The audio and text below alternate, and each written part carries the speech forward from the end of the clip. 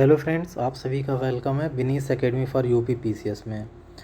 यहाँ पर हम लोग देख रहे थे UP triple S C PET 2022 का जो एग्ज़ाम होने वाला है, उसके लिए हम लोग यहाँ पर प्रिपरेशन कर रहे थे।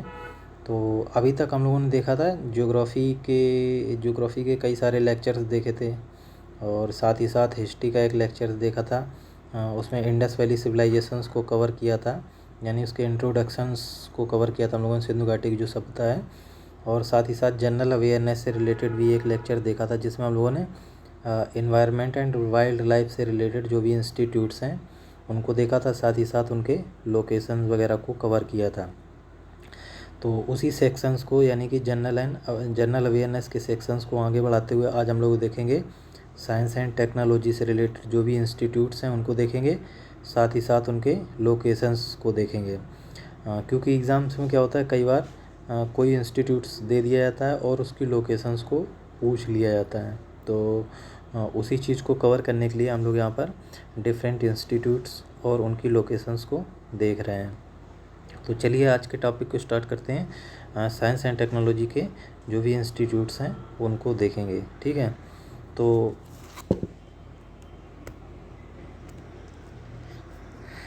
सबसे पहले आप लोगों को ये मालूम होना चाहिए कि जो साइंस एंड टेक्नोलॉजी का जो सब्जेक्ट्स है, ठीक है, तो उसको जो सेंट्रल गवर्नमेंट्स है वो देखती है थ्रू डिफरेंट डिपार्टमेंट्स के।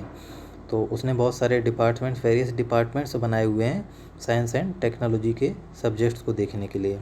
तो अगर हम लोग उन डिपार्टमेंट्स की बात करें तो उसमें आपका departments of science and technology, ठीक है, डीएसटी हो गया, ठीक है। इसके अलावा departments of scientific and industrial research, यानी कि डीएसआईआर हो गया। Departments of atomic energy, DAE.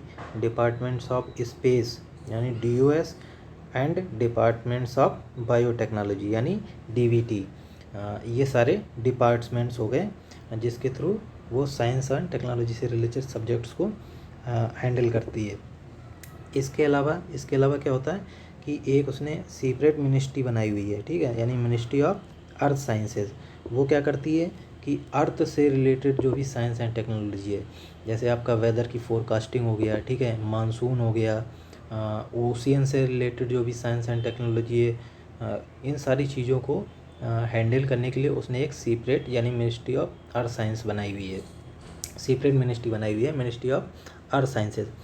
इसके अलावा आपको ये मालूम होना चाहिए कि जो आपका departments of science and technology है, ठीक है, जो आपका departments of science and technology है, यानी कि जो आपका डीएसटी है, ठीक है, एंड डीएसआईआर यानी departments of scientific and industrial research है। इसके अलावा डीबीटी यानी डिपार्टमेंट्स ऑफ बायोटेक्नोलॉजी।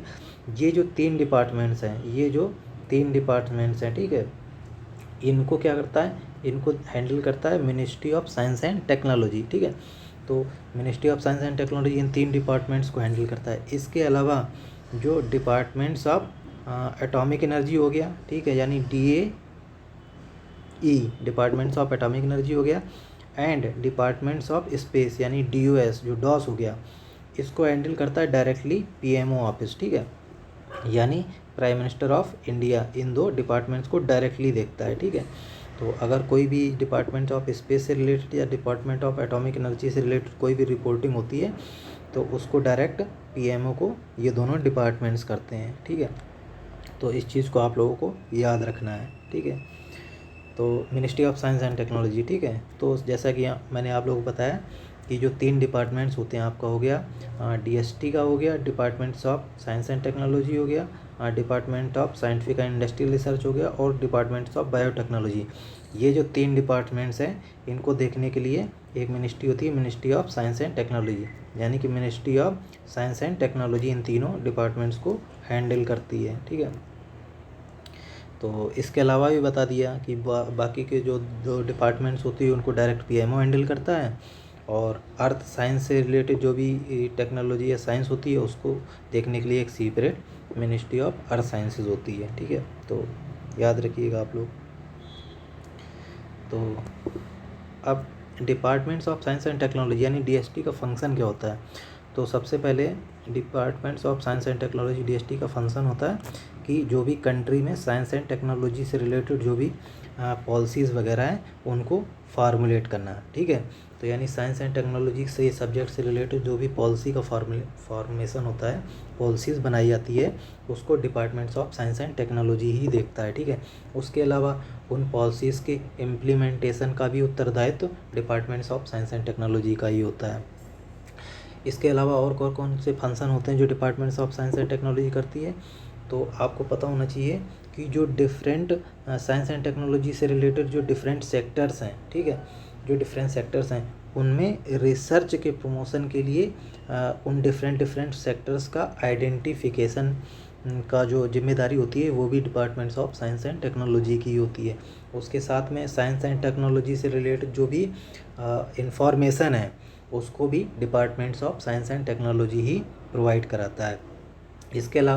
इसके अलावा आपका जो इंटरनेशनल कोलेब्रेशन होते हैं, जैसे कि आपने सुना होगा कि साइंस एंड टेक्नोलॉजी से रिलेटेड जो भी अंतर्राष्ट्रीय मेमोरेंडम ऑफ अंडरस्टैंडिंग साइन किए जाते हैं, तो उन सब का भी जिम्मेदारी departments of science and technology के ऊपर ही होती है, ठीक है। और क्या क्या फंक्शन करता है departments of science and technology, तो कंट्री में साइंस एंड टेक्नोलॉजी के प्रमोशन के लिए, ठीक है, साइंस एंड टेक्नोलॉजी के प्रमोशन के लिए क्या करता है, वो डिफरेंट प्रोग्राम्स को ऑर्गेनाइज कराता है, ठीक है, या कोऑर्डिनेट करता है, ताकि ज़्यादा से ज़्यादा साइंस एंड टेक्नोलॉजी का सोसाइटी में प्रमोट हो सके, ठीक है। तो ये सारी एक्टिविटीज़ का जो जिम्मेदारी होती है वो भी departments of science and technology की होती है। अब कुछ ऑटोनोमस साइंस एंड टेक्नोलॉजी से रिलेटेड कुछ ऑटोनोमस इंस्टीट्यूट्स होते हैं, उनको देखते हैं, ठीक है। यही सारे इंस्टीट्यूट, इनमें से कोई एक इंस्टीट्यूट्स आपको दे दिया जाएगा एग्ज़ाम में और उसकी लोकेशंस के बारे में पूछा जाएगा। तो चलिए देखते हैं। सबसे पहले देखते हैं आगरकर रिसर्च इंस्टीट्यूट्स को, ठीक है। अगर इसके लोकेशंस की बात की जाए तो ये पुणे में लोकेटेड है, यानी कि महाराष्ट्र में लोकेटेड है, ठीक है। उसके बाद Aryabhatta research institute of observational sciences है, ठीक है, इसका लोकेशन आपका नैनीताल में है, ठीक है। Birbal Sahni institute of palaeobotany, तो ये जो Birbal Sahni institute of palaeobotany है ये आपका यूपी में लोकेटेड है, लखनऊ में, ठीक है। बोस इंस्टीट्यूट आपका लोकेटेड है कोलकाता में। Centre for liquid crystal research ये आपका जलाहाली बेंगलुरु में लोकेटेड है, यानी कर्नाटक स्टेट में लोकेटेड है, centre for liquid crystal and research, ठीक है। Indian association for cultivation science आपका कोलकाता में लोकेटेड है। International advance research centre for powder metallurgy and new materials, इसका लोकेशन आपका हैदराबाद में है। इंडियन इंस्टीट्यूट ऑफ एस्ट्रोफिजिक्स ये आपका बेंगलुरु में लोकेटेड है, ठीक है।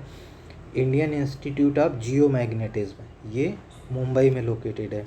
Jawaharlal Nehru centre for advance scientific research ये आपका बेंगलोर में लोकेटेड है। National accreditation board for testing and calibration laboratories ये आपका न्यू दिल्ली में लोकेटेड है। Raman research institutes this is located in Bengaluru, ठीक है। SN. Bose national centre for basic sciences ये आपका कोलकाता में, ठीक है, इसका लोकेशन आपका कोलकाता में है। उसके अलावा आपका श्री चित्ता Tirunal institute for medical science and technology ये आपका तिरुवनंतपुरम, ठीक है, यानी कि केरला स्टेट में लोकेटेड है। Technology information forecasting and assessments council इसको टीफाक भी बोलते हैं, ठीक है। तो ये टीफाक आपका न्यू दिल्ली में लोकेटेड है। विज्ञान प्रसार आपका न्यू दिल्ली में लोकेटेड है। इसके अलावा Wadia institute of Himalayan geology, ठीक है, ये आपका देहरादून में लोकेटेड है। ये आपका देहरादून में लोकेटेड है Wadia institute of Himalayan geology. Institute of advance studies in science and technology, ठीक है, तो वो आपका गुवाहाटी में लोकेटेड है, ठीक है। तो आज ये यहीं पे ही हम लोग इतना रखते हैं। इसके अलावा हम लोग नेक्स्ट चैप्टर में देखेंगे आपका जो भी department of scientific and industrial research यानी DSIR जो है उसके जो इंस्टीट्यूट्स या फिर उससे रिलेटेड जो भी लेबोरेटरीज़ वगैरह हैं उसको हम लोग नेक्स्ट लेक्चर में देखेंगे। तो इसको यहीं पे ही एंड करते हैं। Okay, thank you.